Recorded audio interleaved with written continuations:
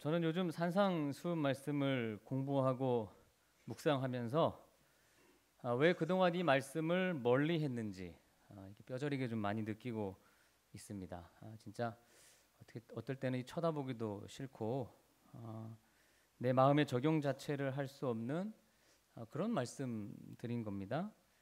하나님 앞에 참 내세울 게 없고 하나님 앞에 내가 온전한 것이 전무하구나. 이 산상수훈의 말씀을 온전히 깨달아야만 이후에 예수님이 십자가 지신 그 십자가의 은혜가 우리에게 더욱 클 수밖에 없구나 하는 것을 산상수훈 말씀을 통해 매일마다 느끼고 있습니다. 이 말씀대로 살지 않으면 결코 신자가 될 수 없고 천국에도 못 가는구나 하는 것을 배웁니다. 어느 주일날 아침에 어머니와 아들이 다툽니다. 아들이 교회 안 가겠다고 해요. 아들이 교회 가기 싫다고 하니까 어머니가 설득하죠. 너 왜 교회 가기 싫냐? 교회 가기 싫은 이유 세 가지만 좀 말해봐라. 어머니 첫째는 너무 피곤합니다. 제가 그래서 힘들어서 가기 싫고, 두 번째는 교회 가면 아주 교만한 분들이 너무 많아서 저는 가기 싫고요. 그다음 세 번째는 아니 밖에서는 안 그러는데 밖에서는 되게 험악하고 말이야 막 하는데 교회만 가면 친절하게 구는 사람들 꼴 보기 싫어서 저 가기 싫어요. 그렇게 얘기하니까 이 어머니가 이제 심각한 표정으로 말해요. 그래도 너 교회 가야 된다. 교회 가야 될 이유 세 가지가 있다. 첫째는 주의를 꼭 지켜야 된다. 하나님 말씀에 주의를 꼭 지켜야 된다고 했으니 너 가야 되고, 두 번째는 교회 사람 보러 가는 거냐 하나님 보러 가는 거지. 그러니까 너 가야 된다. 세 번째는 네가 그 교회 담임 목사니까 너 꼭 가야 된다. 꼭 가야 된다. 목사님도 교회 가기 싫을 때가 있나 보다. 오늘 본문을 제가 이렇게 한 주 동안 묵상하면서 교회에 가서 살인을 할 바에야 내가 교회에 안 가는 게 더 낫겠다. 그렇게 더 맞는 말일 수도 있겠다라는 생각도 해봤습니다. 이 살인이 생판 모르는 사람한테 하는 게 아니거든요. 일면식도 없는 사람한테 가서 뭐 그런 사람들한테 잘할 수 있죠. 근데 오늘 본문에서 예수님은 우리가 지난 성탄절에 보았던 말씀이죠. 율법을 완성하러 오셨다.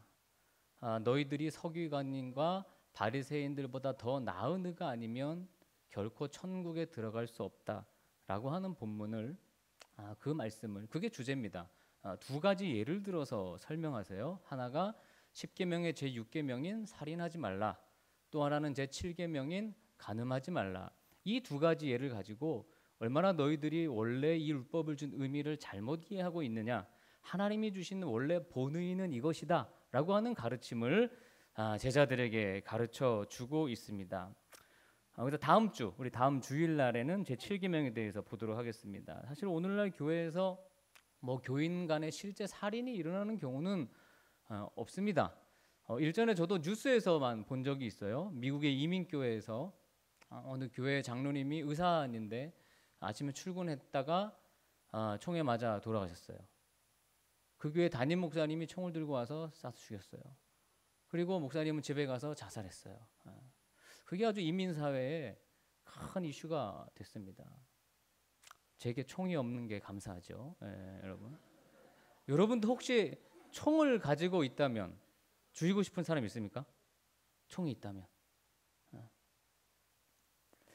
그러니까 이런 요즘 예외를 제외하면 우리가 사람을 죽이진 않습니다. 그러나 오늘 예수님의 가르침에 따르면 이 죄를 범하지 않는 사람도 없습니다. 우리 대부분이 예수님 가르침에 따르면 살인을 합니다. 예수님의 가르침은 겉으로 드러나는 행위보다 더 깊은 내면의 차원에 주목하세요. 살인하지 말라는 그 율법의 원래 의미를 왜곡하고 그냥 피 흘려 죽이는 것만 살인이다라고 축소시킨 유대인들을 아주 질책하시면서 이 계명을 하나님이 주신 원래 의도는 이거다라는 바른 설명을 해주시고 계신데, 구체적인 행위로 누군가를 죽이고 피 흘리지 않았을지라도 살인 행위를 불러오는 근원이 되는 마음속에 분노와 미움을 갖고 사람을 대하는 것이 하나님 면전에서는 살인하는 것과 똑같다라고 예수님이 설명하고 계십니다. 그러나 유대인들은 그렇게 이해하지 않았어요. 그냥 실제 죽이는 것만 피를 흘려 죽이면 안 되는 거지 뭐 내 마음속에 있는 거 그것까지는 아니라는 거죠. 왜곡시킨 겁니다. 축소시킨 거예요. 여러분 우리는 세상 법정이 아니라 하나님의 법정에 견줄 만한 생활을 해야 합니다. 세상 법정에서는 사람 미워했다고 해서 살인으로 치지 않지만 하나님의 법정은 그렇지 않습니다. 요한일서 3장 15절 말씀을 한번 보겠습니다. 요한일서 3장 15절 크게 읽어주십시오. 시작. 그 형제를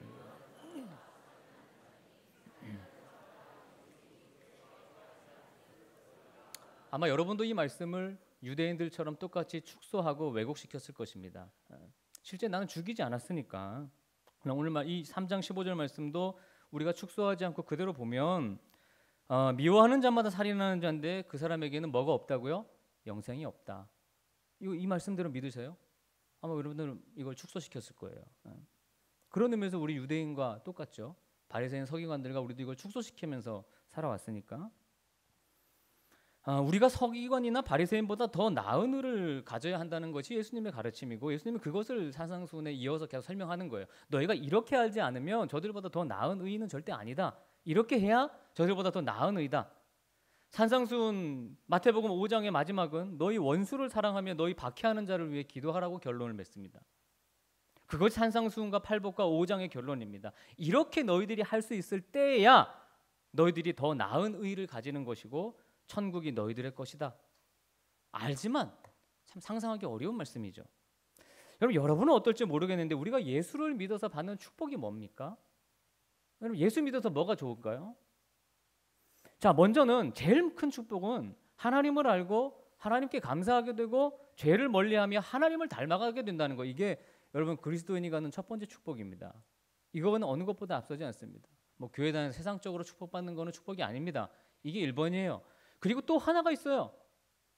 성경적으로 보면, 특히 산상수훈으로 보면 그거는 모든 사람들을 공격적으로 대하는 마음과 미움이 없어진다는 거예요. 이게 어떻게 보면 두 번째 중생입니다. 이게 두 번째 축복이고 신자의 변화이고 증거예요. 내 눈에 차지 않는 사람 많죠? 그러나 그 사람, 나도 그 사람과 별반 다를 게 없는 죄인이야. 그래서 나를 건드려도 크게 미움이 없어진다는 거예요.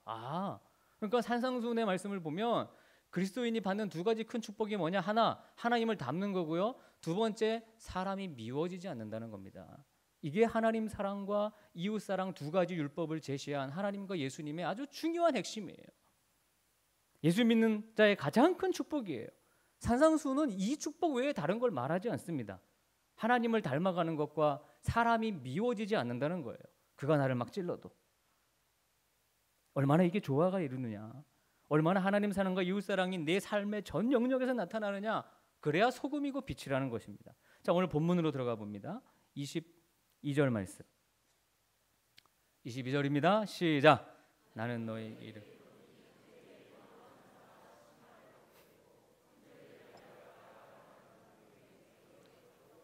미련한 놈이라 하는 자는 지옥불에. 네. 이걸 어쨌든 우리가 축소하지 않고 봐야 돼요. 예수님이 이 말씀을 자꾸 축소시키고 왜곡시키지 말라 그랬기 때문에. 여기 이제 죄와 세 가지 죄가 나오고 세 가지 벌이 나오는데 하나씩 한 단계씩 올라가요. 죄도 올라가고 벌도 올라갑니다. 삼심제 같아요. 노하는 것에서 말로 욕하고 그 욕이 더 심해지고, 또 이것도 지역 법정에 가는 거, 큰 법정에 가는 거, 마지막엔 지옥불에 들어가는 거로 하나씩 그렇게 설명하셨어요. 제일 먼저 언급하는 것은 형제에게 노하는 자마다 심판을 받게 된다. 형제에게 화 한 번 냈다고 뭐 우리가 도시 법정에 끌려가는 거, 그건 상상할 수 없는 일이잖아요. 그런데 이것이 본래 율법의 진의다. 모세에게 준 그 율법의 원래 의미가 이것이다. 분노는 살인이다. 하나님의 율법의 요구가 여러분 얼마나 높은지 너무 놀랍잖아요. 사람은 마음에 화가 다 있어요. 또 신기한 것은요, 그럼 기억상실증 환자들이 자기 기억은 잊어버리잖아요. 그때 상황은 잊어버려요. 그런데 그때 감정은 잊어버리지 않아요. 그 대표적으로 메멘토라고 하는 영화 보세요. 아내가 살해당합니다. 그 살해당하는 장면을 본 이 주인공이 충격에 기억상실증에 걸려요. 자기 이름도 뭐 이름만 겨우 기억하죠. 근데 그때 그 상황은 기억이 안 나는데 그때 감정은 그대로 남아 있어요. 그러니까 답답한 거예요. 내 안에 있는 이 분노와 죄책감이 도대체 이유가 뭔지를 모르는 거죠. 기억이 안 나. 근데 그 감정은 그대로 다 남아있는 거예요. 이게 인간이에요.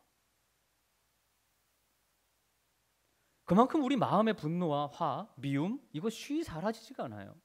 여러분 분노가 참 큰 죄인데 예수님 말씀에 따르면 내가 나라에다가도 분노할 수 있고 뭐 어떤 단체를 분노할 수 있고 어떤 개인에게도 분노할 수 있습니다. 그런데 그런 분노들은 이 말씀을 통해 분석해 보면 대부분 어떤 뜻이냐? 너만 잘하면 내 마음이 편하겠다 이 뜻이에요. 굉장히 교만한 거죠. 분노는 네가 잘못하고 있어. 너 지금 너 똑바로 하면 나 좀 잘 살겠다 라고 하는 말이에요. 내가 기준이죠. 하나님의 말씀이 기준이 아닙니다. 이것이 율법을 통해 보면 살인죄입니다. 예수님의 법을 통하면 살인죄인들이에요. 심판받습니다. 이게 산상수훈이 위대하다고 하는 이유가 여기에 있어요. 여러분 팀 켈러 목사님 아시나요? 요즘 기독교 서점에 가면 책들이 많지만 그중에 제일 많은 걸 차지하는 게 이 팀 켈러 목사님의 책을 번역한 책이에요. 너무 많아요. 뭐 최고 지금 베스트셀러죠. 근데 그 목사님은 매일마다 10계명을 묵상한대요. 하루도 빼지 않고. 살인하지 말라. 근데 이게 내가 사람을 죽이지 않는 그 선이 아니라 바로 이 예수님의 율법 적용의 의미로 그것을 묵상하는 거예요. 내가 오늘 분노하지 말자. 미워하지 말자. 간음하지 말자. 그러니까 단순히 바리새인과 서기관들이 생각하는 율법이 아니라 예수님이 말씀하시는 율법의 본래 의미를 가지고 묵상한다는 거예요. 그래야 그들보다 더 나은 의의를 갖게 되는 거고 우리가 천국에 들어갈 알맞은 사람들이 되는 거예요. 자, 그다음 두 번째는 형제에게 라가라 하는 자는 공회에 잡혀간다.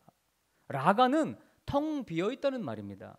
쉽게 말해 이 골빈 놈, 이 무식한 놈 그렇게 말하는 거예요. 이 밥통아 형제를 그렇게 비하하면 그거 살인죄라는 거예요. 그 친구 형편없어. 자격이 없어. 이런 말 하지 말라는 것입니다, 여러분. 그거 말할 때마다 살인죄예요. 그러니까 그거는 본능적으로 이런 말, 너 왜 태어났냐 이 세상에. 그를 이 땅에 존재하게 한 하나님을 욕하는 거다. 여러분 이렇게 말하는 뜻입니다. 사람 속에 있는 하나님의 형상에 대한 가치는 사람인 내가 판단할 수 없어요. 그 한 인간의 존재와 가치는 하나님의 권한입니다. 우리가 함부로 말할 수 있는 것이 아닙니다. 그러니까 우리는 예수님을 모신다고 하면서도 그런 말들이 막 나와요. 아마 하늘나라 가면 살인 죄목이 많이 있을 거예요. 셀 수도 없이 많을 거예요. 더 나가서 미련한 놈이라 하는 자는 지옥불에 들어간대요. 이런 말 많이 해요. 저도 뉴스 보면서 저 새끼 미친놈 저거 아주 저 나라를 저 땅으로 만드는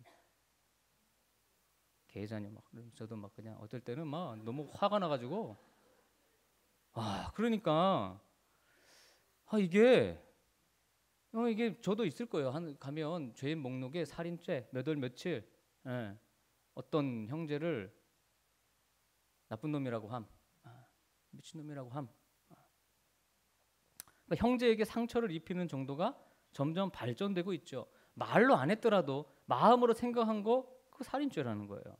이 율법을 여러분 축소시키지 말라. 예수님이 이걸 강조하고 있는 겁니다. 형제에게 상처 입는 말을 했으니 영원히 고통받고 저주스러운 지옥에 가는 거 너 그거 당연한 거야 라고 예수님 말씀하셨어요. 이 말씀을 진지하게 품고 있다면 우리가 어떻게 누구 보고 저 미련한 놈, 저 죽일 놈 이런 말을 할 수가 없다니까요. 말씀과 말이 연결이 안 되는 거죠. 그러니까 그걸 바른 신앙이라고 생각하면서 내가 가진 게 바른 신앙이라고 생각하면서 비하하는 막말을 하고 상대를 향해 소리치고 있으니 예수님이 보실 때 저거 다 지옥 갈 존재들이라는 거죠. 그러니까 율법을 외적으로만 준수하는 데 익숙했던 유대인들이나 또 지금 이 말을 듣고 있는 제자들이나 이런 예수님의 가르침은 가히 충격적인 거예요. 너무 충격을 받았어. 어떻게 저렇게 가르치지? 왜? 내가 지금 그걸 하고 있고 그리고 실제로 마음속으로 미워한 거 가지고 내가 왜 벌을 받아? 그리고 저 사람은 진짜 나쁜 놈이에요. 그런 소리를 들어도 진짜 싼 놈이 있어요.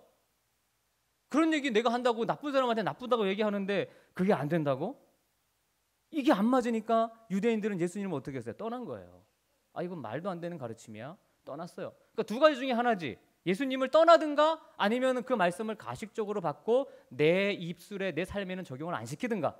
이 두 개 중에 하나입니다. 여러분은요 안 떠나니까 두 번째겠죠. 내 삶에는 적용 안 시켜요. 말씀이 아니라 내 사상과 이데올로기 안 맞으면 우리는 그를 향해 비하하고 막말할 수 있는 거예요. 말씀이 벗어난 거예요, 여러분. 우리는 칼로 찔러서 피를 흘려 살인인 줄 알고 있죠. 그러나 예수님은 화내고 남을 깎아내리는 말을 하는 것도 살인과 똑같다고 보신 겁니다. 이미 살인자로 간주하고 계신 거예요. 그러니까 여러분, 이게 산상수훈을 설교를 안 하는 거예요. 이거 묵상 안 하는 거예요. 왜? 내가 이 죄에 지금 너무도 수백 수천 개가 걸리기 때문에 이걸 다루기가 어렵죠.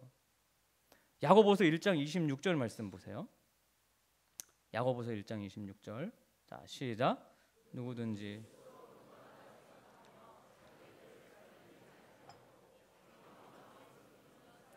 네. 교회 와서 예배드리고 하나님 앞에 내가 기도하니까 경건하다고 생각하면서도 자기 입에는 재갈을 안 물리는 사람, 그 경건 다 헛거다. 그거 다 필요 없는 거다. 여러분, 살인죄를 받아야 하니까 아무리 경건하게 예배드려도 이게 소용이 없는 거예요. 예배보다 중요한 게 화해다. 화해하지 않으면 거짓으로 하나님 찬송하는 거고 그 거짓으로 기도하는 거다. 그런 기도 절대로 안 들으신다. 그러니까 사태가 여기까지 나가지 않도록 우리 마음을 예수님의 은혜와 사랑으로 지켜야 하는 겁니다. 여러분, 예수님이 이제 이 일이 얼마나 중요하고 우선되게 여기시는지, 예배를 드리러 왔다가 내가 형제의 마음을 상하게 한 일이 있거나 형제를 마음속으로라도 그를 안 좋게 생각한 일이 있으면 일단 가서 화목하고 회개하고 와라. 그래야 이 예물을 받으시겠다고 말씀하셨어요. 여러분, 사실 사람이 이 땅에서 할 수 있는 일 중에 제일 소중한 게 있다면 그건 예배잖아요. 그렇죠? 이 예배 얼마나 소중하고 가치 있는 일이에요. 인간이 할 수 있는 최상의 것이 있다면 예배인데, 그런데 예수님은 그 중요한 예배를 드리다 말고 아무리 집이 멀어도 너 갔다 와서 해결하고 와라. 화목하고 와라. 용서 빌고 와라. 실제 이때는 집이 멀었어요. 예배 드리러 집에 갔다 오려면 하루 이상 갔다 와야 되는 일도 있어요. 근데 그거 갔다 와. 안 그러면 이 예배는 의미가 없어. 갔다 오래요. 이렇게 말씀하신 것은 예배보다 이게 더 시급한 문제라는 거예요. 그래서 성경에 이런 말씀들이 너무 많습니다. 시편 66편에는 내가 나의 마음에 죄악을 품었더라면 주께서 듣지 아니하시리라. 이런 상태로는 기도해도 안 들으신대요. 여러분, 기도가 응답되지 않는 이유를 성경이 얘기하는 게 한 5가지 정도 되는데 그 중에 하나가 뭐냐 이거예요. 내가 말은 막 하고 마음으로 사람들을 미워하면서 하나님 기도하는 거 안 들으신다는 거예요. 이사야 1장에도 너희가 많이 기도할지라도 내가 듣지 아니하리니 이는 너희의 손에 피가 가득함이라. 자, 오늘 이 말씀을 본문에 있는 내용으로 한번 보세요. 23절에서 26절 말씀입니다. 23절 26절. 자, 시작. 그러므로 예물을 거기서 내 형제에게 원망 들을 만한 일이 있는 것이 생각나거든 예물을 제단 앞에 두고 먼저 가서 형제와 화목하고 그 후에 와서 예물을 드리라. 너를 고발하는 자와 함께 길에 있을 때에 급히 사화하라. 그 고발하는 자가 너를 재판관에게 내어주고 재판관이 옥리에게 내어주어 옥에 가둘까 염려하라. 진실로 내게 이르노니 내가 한 푼이라도 남김이 없이 다 갚기 전에는 결코 거기서 나오지. 아멘. 이게 기독교입니다. 이게 기독교예요. 세상에 이런 종교가 어디 있습니까? 하나님께 드리는 눈에 보이는 예물보다 사람을 미워하지 않고 화목해 하는 거, 그게 더 큰 예물이라는 거예요. 그 예물을 받으신대요. 자, 여러분, 여기까지 우리가 이 말씀만 봐도 참 힘들죠. 이거 듣기가 괴로운 말씀이에요. 하지만 예수님은 여기서 멈추시지 않아요. 한 단계 더 나가십니다. 다른 사람에 대해 나쁜 말을 안 하고 미워하지 않는 거, 그거 안 하는 것만 하면 되는 게 아니라 산상수훈의 오늘 본문 이후에 가는 말씀 이후의 말씀은 주님이 기대하시고 우리에게 요구하시는 것은요, 더 적극적인 거예요. 한 생명이 천하보다 귀한 줄 알고 그를 적극적으로 사귀고 사랑하고 아껴줘라. 그가 누구일지라도요, 원수일지라도. 이게 예수님의 마지막 가르침이에요. 그저 미워하지 않고 살인하지 않는 정도로 머무는 것이 아닙니다. 아무 자격, 조건, 공로도 없는 나를 오직 은혜로 구원하신 것처럼 사람을 아무거 보지 말고 은혜로 대해라. 가까이 있는 사람, 나의 동료들, 누가 먼저 상처 줬느냐, 누가 먼저 잘못했느냐, 이런 거 따지는 것은 예수님을 따르는 제자들이 할 일이 아니에요. 그 생명을 그저 소중히 여기고 나의 가진 것을 아낌없이 내놓아 그 영혼을 어루만질 수 있는 자가 하나님의 자녀라는 거죠. 우리 한국 교회를 보세요. 얼마나 쪼개져 있는지 몰라요. 미워하고 분노하고 싸우고 나쁜 말을 쏟아내는 일들이 너무 보편적인 현상이 되었어요. 보수적인 교회는 진보적인 교회를 막 못 잡아먹어서 안달이고, 진보적인 교회는 보수적인 교회를 막 욕해요. 다 살인자 집단이 된 거예요. 우리 한국 교회가. 이게 지금 여러분 정상적이라고 생각하세요? 이걸 정상적이라고 보는 분은요, 아주 비정상이에요. 신앙적으로. 서로 못 잡아먹어서 비하하고 욕하는 거예요. 이게 살인자들이 하는 일이래요. 예수님 보실 때는. 하나님 말씀을 정말 믿고 따르는 자들이 없는 거예요. 다 세상의 사상과 자기 사상을 따르지 하나님 말씀을 따르지 않잖아요. 말씀을 지켜야죠. 그럼 저도 미워하는 사람 있고 욕하고 싶은 사람이 있어요. 근데 하나님 미워하지 말래요. 비판하지 말래요. 그러니까 그게 하나님 말씀이면 그렇게 해야죠. 비판하지 말아야지. 하나님 그렇게 하지 말라는데. 다 하나님의 뜻이 있는 거 아니겠습니까? 산상수훈은 신자의 본질을 알려줍니다. 이 율법의 본질이 뭔지를 알려줍니다. 그것은 하나님 사랑과 이웃 사랑이에요. 단순히 사랑이라는 말로 표현한 게 아니라 아주 구체적으로 알려주셔요. 하나님이 우리에게 하신 것처럼 이웃과의 이해관계를 떠나서, 무슨 우열의 개념을 떠나서, 내가 더 우월하니까, 내가 더 맞으니까, 그런 개념을 떠나서 오직 은혜와 사랑으로 찾아가는 거, 이게 신자의 본질이다. 그게 신자됨의 증거라는 겁니다. 물론 현실적인 얘기를 좀 해보면 이 모든 것이 예수 믿는다고 딱 한 번에 되는 것은 아닌 것 같아요. 아무리 이 말씀을 알아도 미운 것이 없어지진 않아요. 그때 여러분 그 책임을 자기에게 돌리십시오. 그 사람에게 돌리지 말고요, 나한테 돌리세요. 그러면 그나마 나은 거예요. 아직 내 속이 좁고 내 이해력이 부족하고 내 은혜가 얇아서 그런 줄 알고 그 책임을 나한테 돌리라고요. 이유와 핑계를 상대방에 덮어씌우지 마세요. 그나마 이게 살인자가 되지 않고 살아가는 하나의 좀 방법이에요. 나를 보는. 여러분, 노아 홍수가 일어났죠. 하나님이 노아의 시대 홍수로 모든 사람들을 다 심판하셨어요. 그때 무슨 죄 때문에 심판을 받았을까? 뭐 동성애가 많이 했다, 그런 말도 있지만 성경이 얘기하는 거는요, 살인죄입니다. 자, 창세기 9장 6절 말씀을 보겠습니다. 하나님이 노아 홍수 후에 이 노아와 언약을 맺어요. 그 언약의 내용입니다. 9장 6절 시작. 다른 사람의 피를 흘리며 그 사람의 피도 흘릴 것이니 이는 하나님이 자기 형상대로 사람을 홍수 후에 첫 번째로 이 맺은 언약이 사람을 죽이지 말라는 거예요. 그러니까 노아 홍수 전에 살인이 만연했다는 겁니다. 온통 사회가 분노와 미움과 그런 걸로 가득했다는 거예요. 예수님이 오늘 본문 산상수훈 말씀을 통해 그 살인에 대해 아주 심도 있게 설명하셨어요.